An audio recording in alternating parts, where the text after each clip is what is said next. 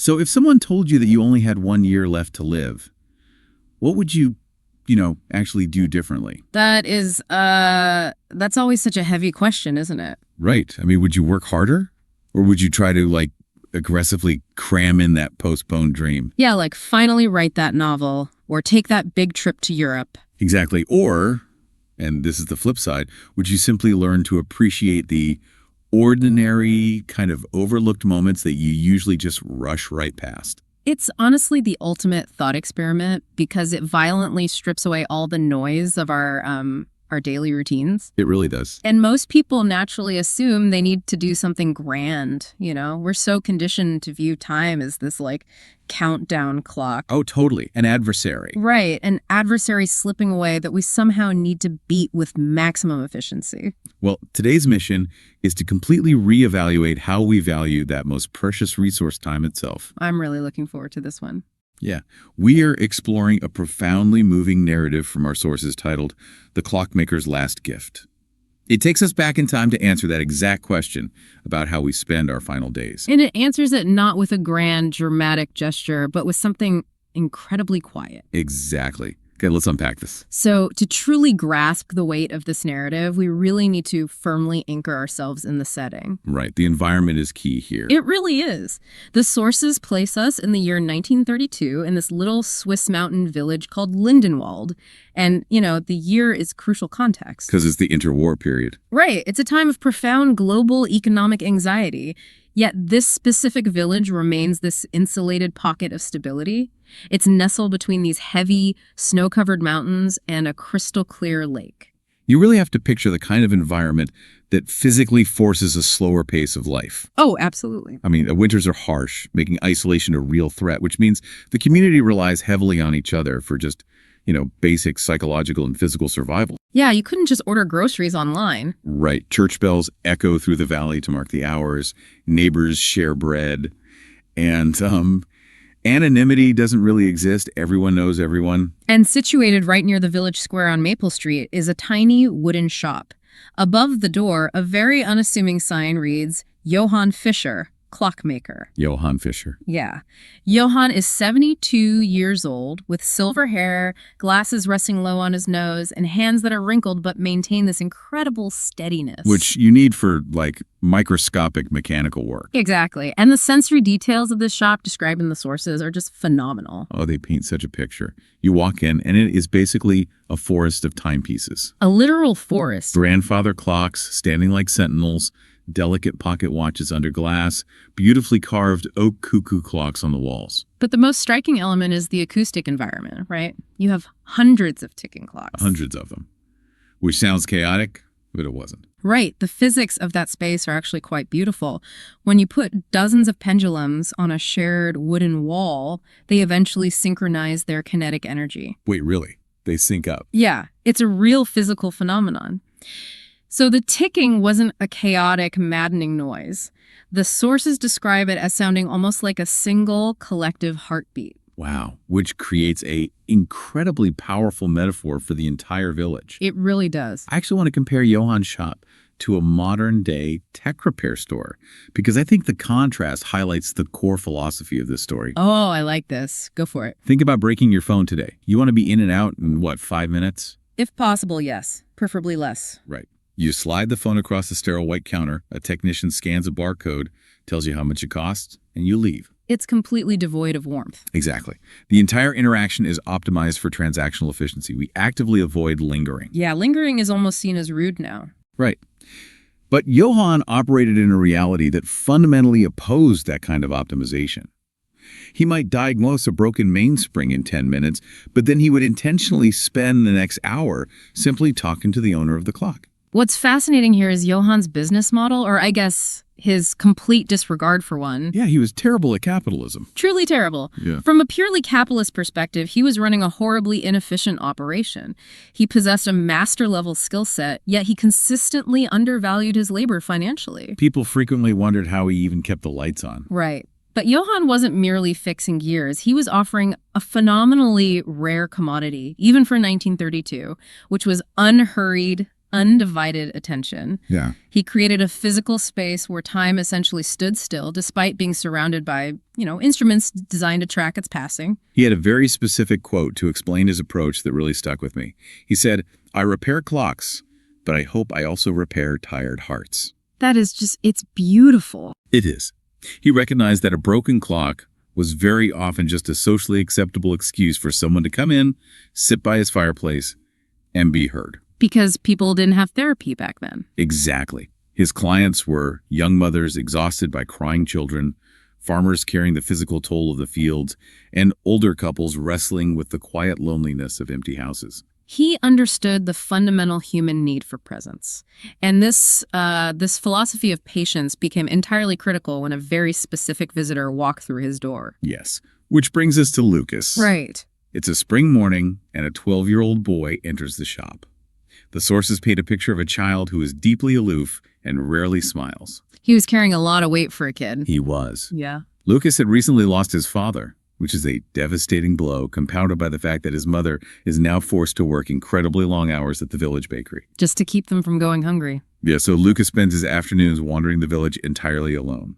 Grief is incredibly isolating, particularly for a child who lacks the psychological vocabulary to, process the permanence of death. I can't even imagine. So Lucas approaches Johann holding a broken pocket watch that belonged to his late father. He places it on the wooden desk and plainly states that it stopped working. Johann carefully opens the casing, examines the tiny, intricate gears, and then, instead of giving a price or a timeline for repair, he looks at the boy and asks, "Would you like to learn how it works?" He invites this deeply traumatized child to step behind the counter and become his apprentice. Okay, hold on. I have to push back on this because practically speaking, this makes absolutely no sense. I knew you were going to say that. I mean, come on. You have a master craftsman, a Bruh. 72-year-old man running a business filled with incredibly delicate, expensive machinery.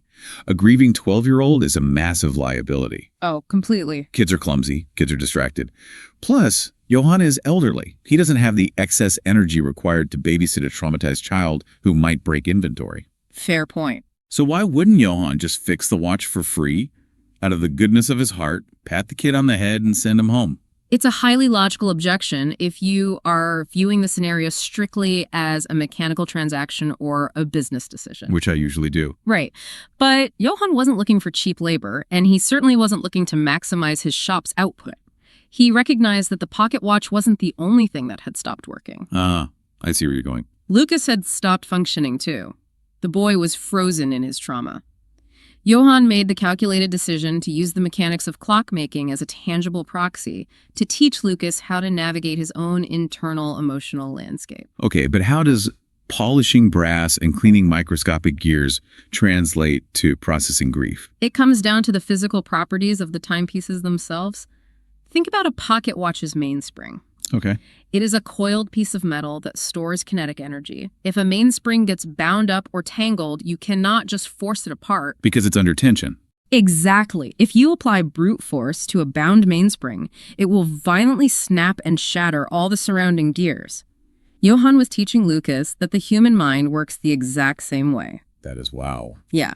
When teaching him to disassemble the watch, Johann told Lucas, every clock tells two stories, one about time and another about patience. That is a staggering observation. Oh. Another about patience. He followed it up with a direct instruction. He said, never force a broken clock, understand why it stopped. He was applying mechanical empathy to human psychology. Precisely. You don't force someone who is broken by grief to just snap out of it or force them to immediately return to normal. You have to patiently, meticulously understand why their gears have locked up. So by forcing Lucas to slow down and understand the delicate tension of the watch, Lucas was subconsciously learning to gently uncoil his own tension. Yeah, the repetitive, focused nature of cleaning those tiny gears served almost as a moving meditation. The sources highlight that as the months passed, the village began to notice a profound shift. Lucas started laughing again. The color returned to his face. He was healing. And that healing wasn't merely a lucky byproduct of keeping a grieving kid busy. It was the intended outcome of a deliberate, lifelong system Johann had perfected over decades. A system he kept entirely hidden from the world until his final days. Yes. Which transports us to a harsh, snowy evening in Lindenwald. Johann has fallen seriously ill. He knows his body is failing and his time is very short. Right. So he calls Lucas to his bedside and hands him what he describes as his greatest treasure. Yeah. Like the worn leather notebook. And here is the big reveal. Yeah, here's where it gets really interesting. When you imagine the ledger of a lifelong shopkeeper, you expect to find the metrics of capitalism. You expect lists of wealthy clients, outstanding debts, inventory counts. Profit margins. Yeah, that is the standard measurement of a business's worth, financial data. But when Lucas opens this leather notebook, there are no numbers. Instead, every single page is filled with the names of the villagers. Every single one. And beside every name, Johann has meticulously written out their secret struggles and desires. Things like, lost his wife in 1948. Dreams of becoming a teacher. Feels lonely every Christmas. Needs encouragement. Always worries about money. Johann was keeping an exhaustive, decades-long record of the emotional state of his entire community. If we translate this into modern corporate terms, it's remarkably similar to a CRM. A customer relationship management software. Exactly. Today, massive corporations use CRMs to track every click, every purchase, and every demographic data point. They map our behavioral patterns. Right. They identify our pain points for the sole purpose of exploiting that data to sell us a product and maximize their revenue. It's all about extraction. Yes. But Johann built an analog CRM, and instead of tracking sales leads to extract wealth, he was tracking human empathy to inject comfort. That is a beautiful way to phrase it. He was mapping the pain of his neighbors simply so he knew exactly how to care for them when they walked through his door. This raises an important question, though, about the psychological burden Johann voluntarily carried. Oh, absolutely. I mean, being the secret confessor for an entire village, absorbing their grief, their financial worries, and their loneliness for decades, that takes an enormous toll on a person. It's basically being a full-time therapist without the boundaries. Right. Yet, when Lucas looks at this notebook, completely bewildered, Johann smiles softly and refers to it as his real work. His real work. He tells the boy, "I repaired clocks so I could spend time repairing people." The clocks were nothing more than a Trojan horse. Exactly. They were just the socially acceptable excuse to get people into the room so he could give them his time and attention. His actual profession had almost nothing to do with the sign painted above his door. It forces us to completely reevaluate what we consider productive work. It really does. And crucially, this notebook wasn't just a diary for Johann to privately reflect on. No, it wasn't just for him. As his health rapidly declined, the sources reveal that this notebook served as the master blueprint for a meticulously orchestrated parting gift to the town. Let's look at the aftermath of that gift. Several weeks later, Johann passes away peacefully. A huge loss for the village. The church bells ring slowly across the valley to announce his death. And the funeral is astonishing. The entire village shuts down to attend. We're talking children, the school teachers, the local doctors, the shopkeepers, the farmers. Everyone, even travelers who had only passed through Lindenwald, briefly made the journey back to pay their respects. The sheer volume of attendees speaks to a powerful truth, I think. No single person in that village realized just how deeply Johann had woven himself into the fabric of their collective lives until they were all standing shoulder to shoulder in the graveyard. They didn't see the full picture until he was gone. Right. So following the burial, the mayor gathers everyone in the village hall. Johann's lawyer steps forward and places a simple wooden box on the table. And inside are dozens and dozens of personalized envelopes. Each one specifically addressed to someone in the village. Johann had spent his final failing days utilizing all that empathetic data he had gathered in his notebook to write to them. I mean, imagine the physical effort that took. Seriously. A dying man with 72-year-old hands, ensuring he left absolutely nothing unsaid. Every single letter contained bespoke words of encouragement, specific advice, profound gratitude, or forgiveness. It was tailored perfectly to the exact pain point or hidden dream he had documented. The emotional detonation in that village hall is just staggering to read about. Yeah. An elderly woman opens hers, bursts into tears, and whispers, "He remembered." Wow. And another man, reading his letter, smiles through his tears and simply says, "I thought no one noticed." I thought no one noticed. We really have to pause on that phrase because it captures the silent tragedy of the modern human condition so perfectly. It really does. We live in densely packed cities. We are hyper-connected digitally, yet so many people walk through their entire lives feeling entirely invisible. We're more connected than ever, but lonelier than ever. Exactly. But Johann used his finite time on Earth to ensure that the people in his immediate vicinity knew they were deeply, truly seen. The scale of his quiet impact is awe-inspiring. He spent a lifetime preparing to leave them this specific comfort. And that brings us to the final envelope in the wooden box. The one addressed to Lucas. Right. Lucas opens his envelope and finds the official deed to the clock workshop. A huge gift in itself. But far more valuable than the real estate is the single sentence Johann wrote to his apprentice. He wrote, "Time becomes meaningful only when it is given to others."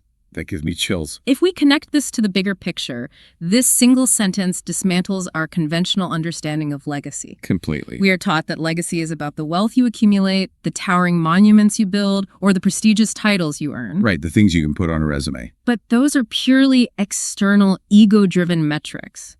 Johann's story argues that the ultimate measure of a life is the time you willingly and intentionally surrender to someone else. He built a legacy that outlasted him entirely out of borrowed minutes and 10-minute conversations over broken mainsprings.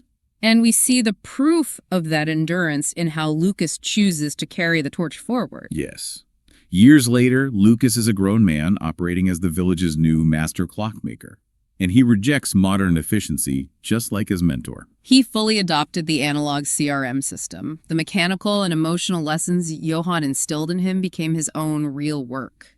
Lucas refuses to rush his customers. He repairs the clock slowly, listens carefully to the farmers and the mothers, pours them tea, remembers their birthdays, and encourages the village children. And when visitors ask Lucas why his shop operates at such a stubbornly slow pace, he doesn't give a long philosophical speech. No. He just points to the wall where he hung Johann's old, weathered wooden sign. But he added a new inscription beneath the name. Every person deserves your time. Every person deserves your time. He didn't merely inherit a building and a set of brass tools. No, he inherited an entire framework for how to exist meaningfully in a community. So what does this all mean for you, the listener? When we distill this narrative down to its absolute core, the takeaway is that time truly is the most valuable currency you will ever possess. It really is. Once you spend a minute, it is mathematically impossible to earn it back. It is strictly finite. But every single minute you spend actively listening to someone, helping them, or just sitting in unhurried presence with them, permanently embeds you into their story. It alters the very nature of that spent time. It converts it from a fleeting, lost second into a permanent fixture in someone else's emotional foundation. I want you to actively think about this in the context of your own routine. Think about your own invisible notebook. Who are the people currently moving through your daily orbit? Exactly. The barista you see every morning, a stressed coworker, the neighbor you always wave to but have never actually spoken to. Who in your immediate life might just desperately need 10 minutes of your unhurried time today? Who around you feels like no one notices them? It requires a radical shift in awareness to look at people not as obstacles to your schedule, but as opportunities for connection. It does. But I want to leave you with one final provocative thought to mull over something that builds on everything Johann demonstrated. Okay, let's hear. We've established that time is a gift we give to others. But consider this paradox. In our modern world, we are constantly rushing. Always. We are obsessed with hacking our schedules, optimizing our mornings, and multitasking to maximize our personal productivity. We are desperately trying to save time. But could it be that giving our time away to others is actually the only real mechanism we have to slow down the clock? Oh, that's interesting. Because the perception of time is completely subjective. Right. When we hoard it, we are hyper-aware of it slipping away. Exactly. So does hyper-focusing on saving your own time actually make your life feel frantic and infinitely shorter? While freely giving it away, sitting unhurried with someone who simply needs to be heard actually dilates time. Maybe giving your time away allows you to step outside the countdown entirely. Just like the synchronized ticking heartbeat in Johann's shop. That's a beautiful thought to end on. Thank you for joining us on this deep dive. We hope you carry a little bit of Johann's profound patience into your week.